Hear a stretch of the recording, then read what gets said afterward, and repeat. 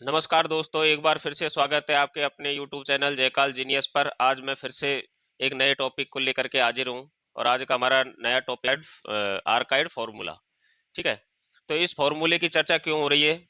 इस फार्मूले की चर्चा इसलिए हो रही है कि अभी तक गवर्नमेंट ने 8वें वेतन आयोग की घोषणा नहीं की है।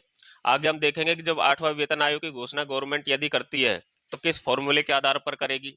ठीक है, तो वो फार्मूला कौन सा है? वो फार्मूला है आर्काइड फार्मूला। ठीक है, आगे हम इस वीडियो में देखेंगे कि ये अभी चर्चा में क्यों है। ठीक है, इसका चर्चा का कारण भी देखेंगे और क्या 8वां वेतन आयोग अभी यानी गवर्नमेंट घोषणा करने की स्थिति में है या नहीं है। ठीक है, तो इस संबंधित हम इस वीडियो में देखेंगे। ज्यादा समय को न गवाते हुए हम वीडियो को शुरू करते हैं। ठीक है, तो इस वीडियो में सबसे पहले हम देखेंगे कि आर्काइड फॉर्मूला होता क्या है। ठीक है, उसके बाद में फिर हम चर्चा करेंगे कि 8वें वेतन आयोग का निर्धारण किस आधार पर किया जाएगा। ठीक, और 7वें वेतन आयोग का निर्धारण किस आधार पर किया गया था और उससे पहले के जितने भी पे कमीशन हुए हैं उनका निर्धारण किस प्रकार से किया गया है। तो आज हम सबसे पहले क्या देखेंगे? आर्काइड फॉर्मूला। आर्काइड फॉर्मूला है क्या? तो सबसे पहले मैं आपको एक छोटी सी बात बता देता हूँ कि डॉक्टर आर्काइड थे जो कहाँ के थे? वो आयरलैंड के थे और इन्होंने कहाँ पर से पढ़ाई की थी, इनके बारे में थोड़ा हम देख लेते हैं। और आर्काइड थे कौन जिनके आधार पर डॉक्टर आर्काइड फॉर्मूले के आधार पर हमारे वेतन आयोग का गठन किया जाता है। ठीक है, या हमारी जो वेतन आयोग का डिसीजन आता है। तो डॉक्टर आर्काइड जो थे वो क्या है? आयरलैंड के रहने वाले थे। कहाँ के रहने वाले थे भाई? आयरलैंड के रहने वाले थे। इनका जन्म 1899 ईस्वी में हुआ था। ठीक है, और इन्होंने क्या है कि मेडिसन कॉलेज है ट्रिनिटी के अंदर, ट्रिनिटी कॉलेज है वो कहाँ है? डबलिन के अंदर है। वहां से इन्होंने क्या की थी? मेडिसिन की पढ़ाई की थी। ठीक है, और ये किस क्षेत्र से बिलोंग करते थे? न्यूट्रिशन क्षेत्र से ये लोग, ये जो डॉक्टर आर्काइड है जो बिलोंग करते थे। ठीक है, इसके अलावा फिर ये क्या है ना, बाद में जाकर 1930 में WHO वर्ल्ड हेल्थ ऑर्गेनाइजेशन के क्या रहे थे? डायरेक्टर भी रहे थे। ठीक है, उसके बाद में क्या किया इनको इंडिया ने? 1935 के अंदर इनको इंडिया बुला लिया गया था। किस लिए बुलाया था? कि यहाँ पर जो श्रमिक वर्ग था, श्रमिक और कर्मचारी वर्ग, उनको क्या है कि उस समय पर जिस हिसाब से वो कार्य करते थे उस हिसाब से पेमेंट नहीं मिल रही थी। तो उनकी जीवन प्रत्याशा और पेमेंट का निर्धारण करने के लिए इनको कहाँ बुलाया गया था? 1935 के अंदर भारत बुलाया गया था। ठीक है, और भारत में किस जगह? कन्नूर केरल के अंदर इनको बुलाया गया था। थोड़ा सा और देखते हैं हम इनके बारे में। ठीक है, इन्होंने क्या है कि मजदूर वर्ग और कर्मचारी वर्ग के लिए इन्होंने 3 इकाइयों को, उपभोग इकाइयों को शामिल किया था। न्यूनतम वेतन की गणना के लिए 3 उपभोग इकाइयों को शामिल किया था। ठीक है, 3, इनमें क्या है कि महिलाएं, बच्चे और किशोरों को उनकी कमाई है जो काउंट नहीं की गई थी, महिला, किशोर और बच्चों को। और ये आज भी शामिल नहीं की जाती क्योंकि हम मानते हैं कि महिला और बच्चे जो क्या है, कमाते नहीं है, वो अपने पढ़ाई या घर के कार्य में लगे हुए होते हैं। इनके अनुसार क्या है कि एक भारतीय यानी कि सरकारी कर्मचारी को 2700 कैलोरी रोजाना क्या जरूरत पड़ती है? 2700 कैलोरी की आवश्यकता पड़ती है। जो कैलोरी है वो क्या है? यहाँ पर मात्रक है किसका?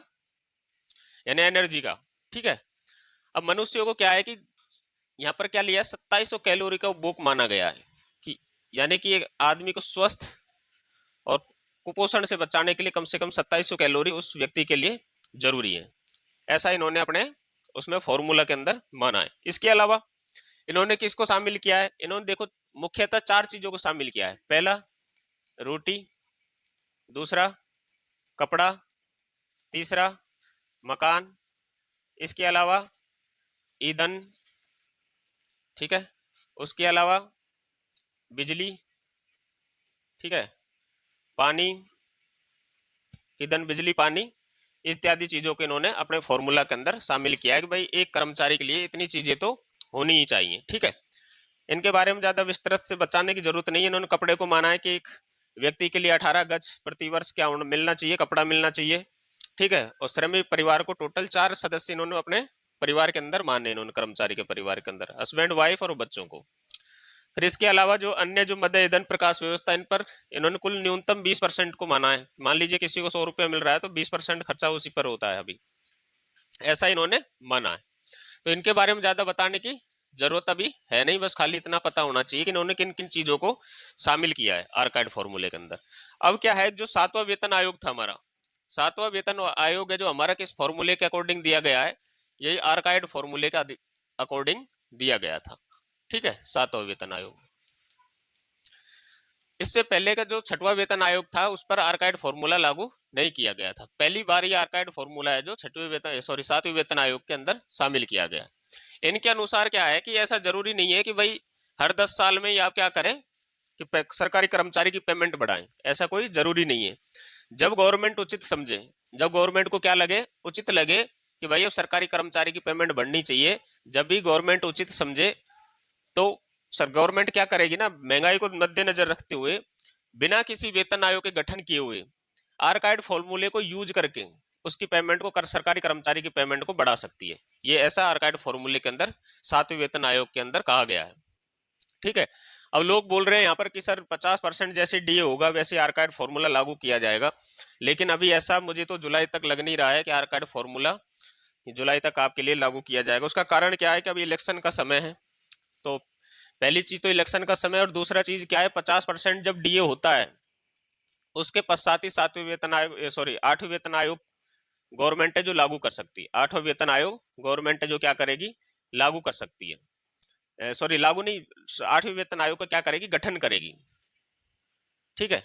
फिर उसके बाद जब 50% डीए होने के पश्चात गठन होता है, गठन के बाद में कम से कम 1.5 से 2 साल के अंदर क्या है कि जो वेतन आयोग है वो सिफारिश करेगा गवर्नमेंट को, फिर गवर्नमेंट उस पर डिसीजन लेता है कि भाई हम कितनी मांगों को आपकी को मान सकते हैं और कितनी पेमेंट आपकी हम बढ़ा सकते हैं। फिर उसके आधार पर आर्काइड फॉर्मूले के आधार पर ही फिटमेंट फैक्टर निकाला जाता है। आर्काइड फॉर्मूले के आधार पर ही क्या निकाला जाएगा, फिटमेंट फैक्टर निकाला जाएगा। ठीक है। उसके पश्चात ही क्या होता है, आपका वेतन आयोग है जो लागू होता है। तो हम थोड़ा आगे देखते हैं कि सातवें वेतन आयोग के अंदर क्या क्या चीजें इनके इसके अंदर ली गई थी। तो आगे हम देखते हैं, ये देखो जो सातवां वेतन आयोग था उसके अंदर निम्न चीजें ली गई थी भाई, इन चीजों को शामिल किया गया था सातवें वेतन आयोग के। देखो कौन कौन सी चीज थी और उसकी क्या रेट थी, और पूरे परिवार के लिए, 4 सदस्यों के परिवार के लिए कितना दाल चावल आटा ये जो महीने भर में काम में आएगा, उसके आधार पर इसकी कैलकुलेशन यहाँ पर की गई है। तो इसमें आप देख सकते हो कि राइस वीट, जब सातवें वेतन आयोग का जब गठन किया गया था उस समय राइस की जो रेट थी वो यहाँ पर ली गई है 25.93 पैसा। ठीक है। कितनी ली गई है, लगभग 26 रुपये आप मान सकते हो।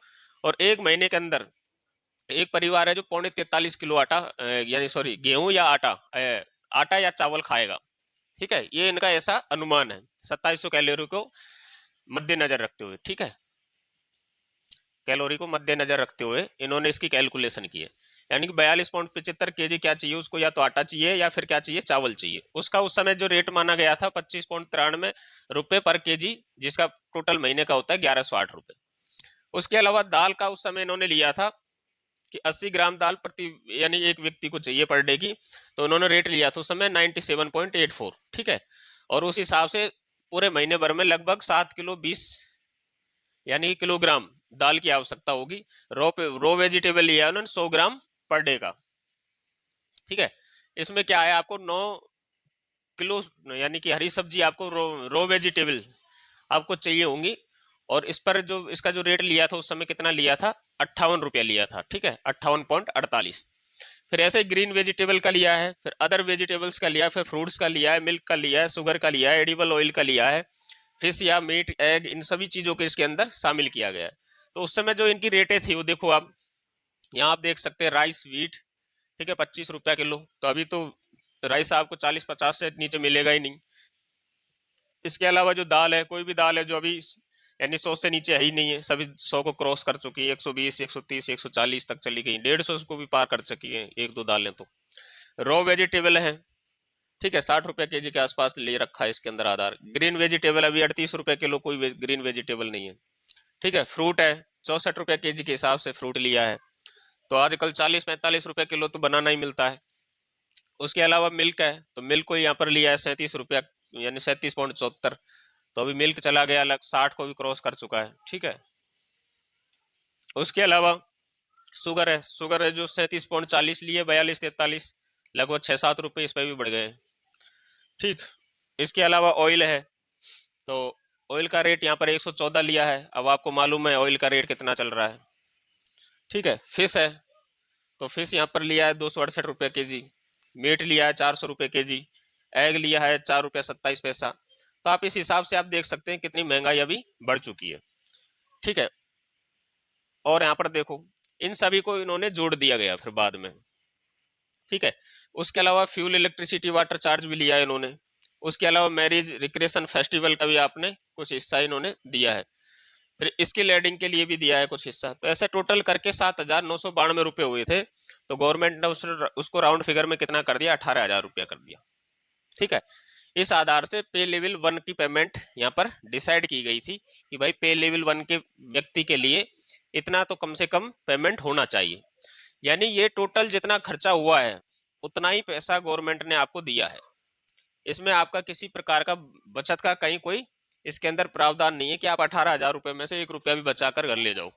तो इस चार्ट के अनुसार आप ये पता कर सकते हो कि सरकारी कर्मचारी को सिर्फ खाने भर के लिए और रहने के लिए पेमेंट दी जाती है, आपको पैसा बचाने के लिए पेमेंट नहीं दी जाती है, ठीक है। तो इससे आप अंदाजा लगा सकते हैं कि गवर्नमेंट है जो पेमेंट किस लिए देती है। गवर्नमेंट खाली आपके रहने, खाने पीने और अच्छी जिंदगी जीने के लिए देती है, बचाने के लिए पेमेंट आपको नहीं देती है कि आप किसी प्रकार की बचत कर सके और आप पेमेंट से बहुत बढ़िया अरबपति करोड़पति ना बने, ठीक है। इसलिए गवर्नमेंट है जो सोच समझ के पेमेंट देती है सरकारी कर्मचारी को। तो ये तो था आधार। तो आधार के बाद में आप लोगों को पता है महंगाई कितनी बढ़ चुकी है। और अब बात करते हैं हम क्या कि गवर्नमेंट क्या 8वां वेतन आयोग का गठन करेगी, और यदि करती है तो कब तक करेगी। तो मैंने आपको पहले भी बताया कि 8वें वेतन आयोग का गठन कब किया जा सकता है। किसी भी वेतन आयोग का गठन तभी किया जाएगा कि जब डीए 50% को क्रॉस कर जाएगा। तो अभी 50% को टच कर दिया है, तो हो सकता है जुलाई तक गवर्नमेंट या तो 8वें वेतन आयोग के गठन की घोषणा करेगी या गठन करेगी, या फिर आर्काइड फॉर्मूले को लागू करके ऑटोमेटिक पे के अंदर क्या कर दिया जाएगा, ऐड कर दिया जाएगा, और पे को क्या कर दिया जाएगा, रिवाइज कर दिया जाएगा, ठीक है। रही दूसरी बात, अगर गवर्नमेंट ऐसा नहीं करती है तो फिर आपको आर्काइड फॉर्मूला इसके अंदर लागू किया जा सकता है, ठीक है। अब गवर्नमेंट है, देखते हैं क्या करती है गवर्नमेंट। अभी तो इलेक्शन का समय है, इलेक्शन के बाद में क्या डिसीजन लेती है। तो कोई भी गवर्नमेंट हो, तो पिछले 7वें वेतन आयोग में भी हमने देखा, छठे 7वें वेतन आयोग में भी, कि जब तक डीए 50% नहीं हो गया था तब तक किसी भी वेतन आयोग का गठन नहीं किया गया था। जैसे डीए 50% को क्रॉस करता है वैसे ही क्या किया जाता है, अमूमन ये देखने में आया कि वेतन आयोग का गठन किया जाता है, ठीक है। तो अब इतना आपको पता लग गया कि 7वें वेतन आयोग का निर्धारण भी आर्काइड फॉर्मूले पे किया गया था, और 8वें वेतन आयोग का भी गठन किसके आधार पर किया जाएगा, आर्काइड फॉर्मूले के आधार पर ही किया जाएगा। अगर आपको हमारी दी गई जानकारी अच्छी लगे तो हमारी वीडियो को लाइक, चैनल को सब्सक्राइब और वीडियो को अधिक से अधिक शेयर करना बिल्कुल ना भूलें। अभी भी अगर आपका किसी प्रकार का कोई कंफ्यूजन आर्काइड फॉर्मूले के बारे में रह जाता है, या किसी वेतन आयोग या किसी अन्य मुद्दे को लेकर के रहता है, तो आप कमेंट बॉक्स में कमेंट कर सकते हैं। मैं आपके कमेंट की यानी कि रिप्लाई करने की 100% कोशिश करूंगा। और वीडियो को पूरा देखने के लिए आप लोगों का बहुत बहुत धन्यवाद।